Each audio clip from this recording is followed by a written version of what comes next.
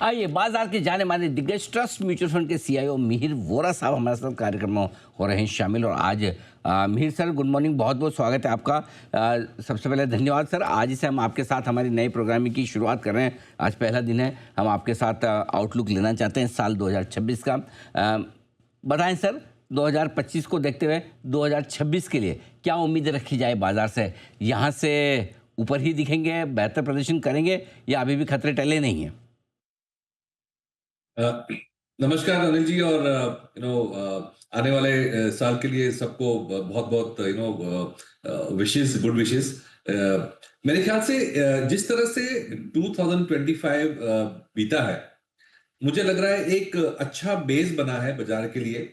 अगर हम current situation को लास्ट ईयर से कंपेयर करें तो लास्ट ईयर काफी यूफोरिया था, बहुत ज्यादा पॉजिटिविटी थी। इंडिया ने बहुत ज्यादा आउट परफॉर्म किया था, खास करके मिड कैप और स्मॉल कैप्स में बहुत आउट परफॉर्म किया था और एक बहुत ही पॉजिटिविटी का माहौल था।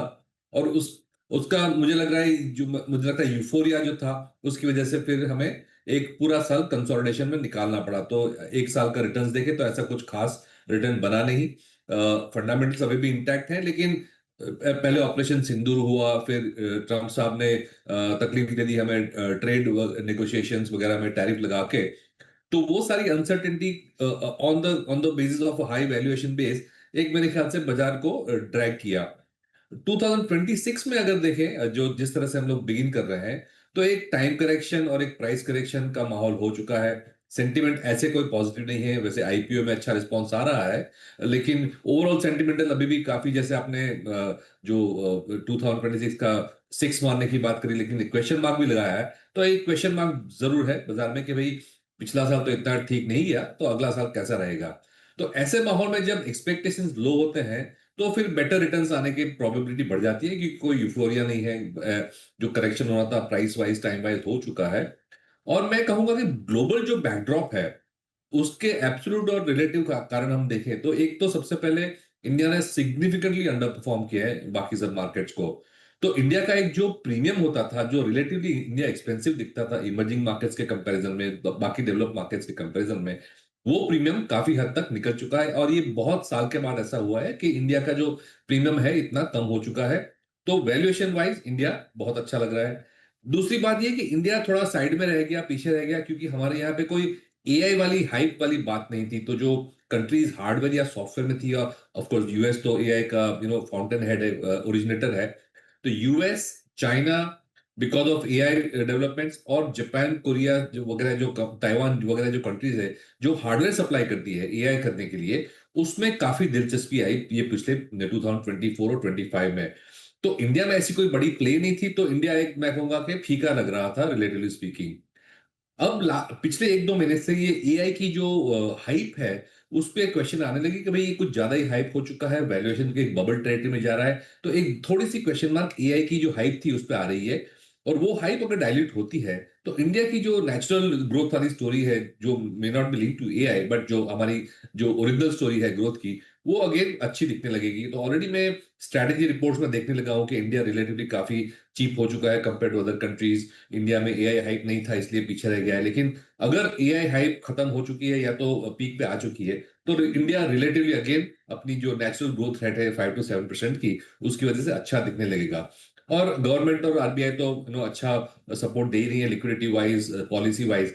तो मेरे ख्याल से एक पॉजिटिव माइंडसेट बना के चलना चाहिए 2026 में, क्योंकि अर्निंग्स अगर 10 से 15% जो एक्सपेक्टेड आएंगे, तो मेरे ख्याल से बाजार में एक अच्छे रिटर्न्स दे देगा ये साल। बिल्कुल ठीक बात है। तो उम्मीदें ज़्यादा हैं। खतरे तो मार्केट में हमेशा होते ही, इसमें कोई डाउट ही नहीं कि रिस्क कभी ख़त्म हो जाए, वैसा होता नहीं है। लेकिन अर्निंग्स थोड़ी सी बेहतर होने की उम्मीद आप कर सकते हैं। एक और जो बात बची है बाजार के लिए बड़े ट्रिगर के तौर पर, वो ट्रेड डील की है, राइट सर? तो क्या लगता है, अगर ट्रेड डील हो जाती है, ठीक ठाक सी होती है, तो क्या ये एक बड़ा ट्रिगर साबित हो सकता है 2026 के लिए? डेफिनेटली इकोनॉमिकली तो थोड़ा फायदा होगा, बट मैं नहीं कहूंगा कि सो फार इकोनॉमिकली हमें ऐसा कोई बड़ा डैमेज हुआ है। लेकिन सेंटीमेंट वाइज इम्पैक्ट बहुत ज्यादा होगा, क्योंकि हमने देखा है कि जो फॉरेनर्स की जो बाइंग है वो तो बिल्कुल नहीं आ रही है, और सेलिंग काफी महीनों से चालू है। एआई तो एक रीजन था, लेकिन ट्रेड डील ना होने का कारण भी एक सिग्निफिकेंट सेंटिमेंट डैम्पनर में कहूंगा था। और अगर ये डील सॉल्व हो जाती है, तो मेरे ख्याल से एफआई की जो सेलिंग है वो भी बंद होकर बाइंग में कन्वर्ट हो सकती है और वो एक अगला अच्छा लिक्विडिटी का लेग दे सकता है बाजार को। बिल्कुल ठीक बात है। एफआईज़ के लौटने का इंतज़ार भी है भी। एफआईज़ और घरेलू इन्वेस्टर्स दोनों के बीच में कशमकश रही है। आप भी म्यूचुअल फंड चलाते हैं। म्यूचुअल फंड में भरपूर पैसा पूरे साल भर हमारे लोकल इन्वेस्टर्स ने बिना किसी शंका शुबे के दिया है। क्या लगता है आपको सर, फ्लोज़ मजबूत रहेंगे 2026 में भी?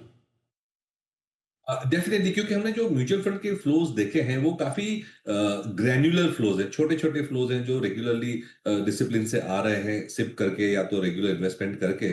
तो ये जो एक बेस बन रहा है, एंड न सिर्फ म्यूचुअल फंड्स का, लेकिन इंश्योरेंस कंपनी के प्रीमियम्स भी रेगुलर आते हैं। ईपीएफ एनपीएस जो स्कीम्स हैं उसमें भी एलोकेशन टू इक्विटीज बढ़ाया गया है, तो एक savings link structural inflow to the market जो है वो काफी सिग्निफिकेंट हो चुका है, काफी बड़ा हो चुका है। इतना बड़ा हो चुका है कि लोग बोलते हैं कि भाई प्रमोटर्स इतना बेच रहे हैं, आईपीओ में इतना पैसा आ रहा है, मींस अब्सॉर्ब हो रहा है, खींच रहा है आईपीओ इतना पैसा। लेकिन ये सब मिला के भी अगर हम देखें तो म्यूचुअल फंड के और ये जो इंस्टीट्यूशनल फ्लोज, इंश्योरेंस, पेंशन वगैरह के जो है वो आईपीओ और प्रमोटर सेलिंग से कहीं ज्यादा है, और इनफैक्ट एफआईआई सेलिंग से भी कहीं ज्यादा है। तो एज ऑफ नाउ ऐसा कोई मुझे डिमांड सप्लाई का इश्यू नहीं लग रहा। ये जो स्ट्रक्चरल इनफ्लोज हैं बाजार में वो डेफिनेटली बाजार को सपोर्ट देते ही रहेंगे।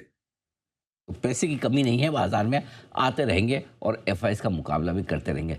क्या लगता है सर, साल 2026 में 2025 की तरह ही मल्टी एसेट एलोकेशन वाले फंड ज़्यादा फायदेमंद होंगे या फ्लेक्सी कैप इक्विटी फंड? मेरे ख्याल से दोनों की अपनी जगह है। फ्लेक्सी कैप तो एक कोर होल्डिंग रहता ही है, लेकिन जिस तरह से ग्लोबली मनी प्रिंटिंग का माहौल बना है, तो उसमें हमारा व्यू ये है कि प्रेशियस मेटल जैसे कि गोल्ड सिल्वर है, उसमें भी अच्छी अपॉर्चुनिटी अभी भी है। वैसे ये साल में काफी अप्रिशिएट कर किए हैं ऑलरेडी, लेकिन मुझे लगता है कि जो मनी प्रिंटिंग का या तो इन्फ्लेशनरी माहौल रहता है, तो गोल्ड और सिल्वर और प्रेशियस मेटल्स भी अच्छे रहते हैं। सेंट्रल बैंक्स रेट कट करने की अभी भी मूड में है, तो फिक्स्ड इनकम का भी एक जगह है। तो मेरे ख्याल से एक मल्टी एसेट स्ट्रैटेजी भी एक अपनी जगह पे है ऐसे माहौल में। तो फ्लेक्सी कैप, मल्टी कैप दोनों अच्छी स्ट्रैटेजी है मैं कहूंगा। तो फल्टी अगर आप मल्टी एसेट क्लास एसेट, में मल्टी एसेट, डाइवर्सिफिकेशन, सॉरी। जी सर कुछ कह रहे हैं आप सर, सॉरी। नहीं, मल्टी एसेट, मल्टी कैप नहीं, मल्टी एसेट की मल्टी बात एसेट, कर रहा बिल्कुल। अगर आप अलग-अलग एसेट्स में पैसा लगाना चाहते हैं तो एसेट के लिहाज से डाइवर्सिफिकेशन करना आपके मल्टी एसेट फंड्स ठीक रहेंगे, और इक्विटी में डाइवर्सिफिकेशन के लिहाज से फ्लेक्सी कैप फंड्स बेहतर रहेंगे, ये मानना है मीर सर का। मीर सर, एक और सवाल जुड़ा हुआ इसी से। इक्विटी में अगर पसंद हैं थीम्स, सेक्टर्स वगैरह जो 2026 में ज़्यादा बेहतर प्रदर्शन कर सकते हैं बाजार के मुकाबले में, जिसे हम कहते हैं अंग्रेजी में आउट परफॉर्म करना, कौन से सेक्टर्स हो सकते हैं जहां पर आपका फोकस रहेगा? एक तो डोमेस्टिक लिंक सेगमेंट्स हैं वो तो अच्छा ही करेंगे, खास करके जो फाइनेंशियल सबसे बड़ा सेगमेंट है, उसने अभी धीरे धीरे आउट परफॉर्म करना शुरू किया है, ऑलमोस्ट करीबन 2 साल के अंडर परफॉर्मेंस के बाद। तो बैंकिंग एंड फाइनेंशियल जो है वो तो एक वैल्यू प्लस ग्रोथ का अच्छा इक्वेशन दे ही रहे हैं। पर उसके अलावा भी देखिए जो कैपिटल गुड्स, कंस्ट्रक्शन, इंफ्रास्ट्रक्चर, जो फिजिकल एसेट क्रिएशन वाली जो सेगमेंट्स हैं, उसमें आफ्टर 2024 में अच्छे परफॉर्मेंस के बाद ये साल काफी करेक्शन आई है, तो उसमें भी मुझे लगता है कि वैल्यूएशन की अच्छी पॉकेट्स आई है, और फिर इसमें बाकी सब थीम्स भी आ जाती हैं फिजिकल एसेट्स में, जैसे कि कैपिटल गुड्स, डिफेंस, ट्रांसमिशन वगैरह की, ऑल्टरनेट एनर्जी वगैरह की भी जो थीम है वो अच्छी आएगी। तो फिजिकल एसेट क्रिएशन और फाइनेंशियल्स दोनों मुझे लगता है अच्छा करना चाहिए, क्योंकि ये दोनों ही डोमेस्टिक इकोनॉमी की ग्रोथ से लिंक्ड है। सबसे बड़ी बात तो ये है कि क्रेडिट ग्रोथ अब धीरे धीरे करके पिकअप होना शुरू हुई है, और जब क्रेडिट ग्रोथ पिकअप होती है तो वो एक क्लियर इंडिकेशन होता है ग्रोथ का। तो अगर ये कंटिन्यू रहा तो मेरे ख्याल से फाइनेंशियल्स और जो कैप गुड्स वगैरह है, डिस्क्रिशनरी कंजम्पशन तो अच्छा ही कर रहा है, तो ये सारी थीम्स बाजार को आगे ले जा सकती है। हम्म। सर, आपने एक थीम का जिक्र नहीं किया जो बड़ी टॉक ऑफ द टाउन है, बड़ी मतलब आजकल फैंसी करती है। उसमें लोग या तो पैसा बहुत लगाना चाहते हैं, बिल्कुल देखना भी नहीं चाहते, वो है नए ज़माने की कंपनियां, ई कॉमर्स प्लेटफॉर्म वाली, डिजिटल प्लेटफॉर्म वाली कंपनियां। उस पर क्या व्यू है आपका सर? डेफिनेटली, ये तो हम डेफिनेटली एक कोर होल्डिंग में रखते हैं। इनफैक्ट मैंने कल ही एक ट्वीट किया है न्यू एज कंपनीज के बारे में, और खास करके जो बड़े क्वेश्चंस आ रहे हैं, वैल्यूएशंस एक्सपेंसिव हैं क्या, ये कंपनीज का फ्यूचर क्या है। तो हमारा मानना यह है कि हमेशा माहौल में जो टेक्नोलॉजी जैसे जैसे नई आती है, तो ऐसा लगता है कि ये नई बिजनेस मॉडल से नई कंपनीज हैं।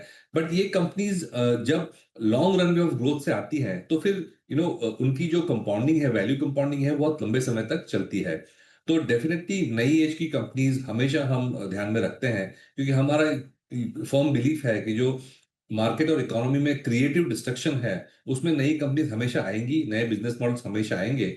और स्टार्टिंग में तो because of the unknown factor new लगते हैं और एक्सपेंसिव भी लगते हैं, बट अल्टीमेटली अगर ये डिस्ट्रप्टिव बिजनेस मॉडल क्रिएट करते हैं, तो उसमें अच्छी वैल्यू क्रिएशन हो सकती है। तो ये एक सेगमेंट है जहां पे हम हमेशा एक्सप्लोर करते हैं, और हमारे पोर्टफोलियो में 3-4 कंपनीज ऐसी भी हैं जो ये ब्रैकेट में आती हैं।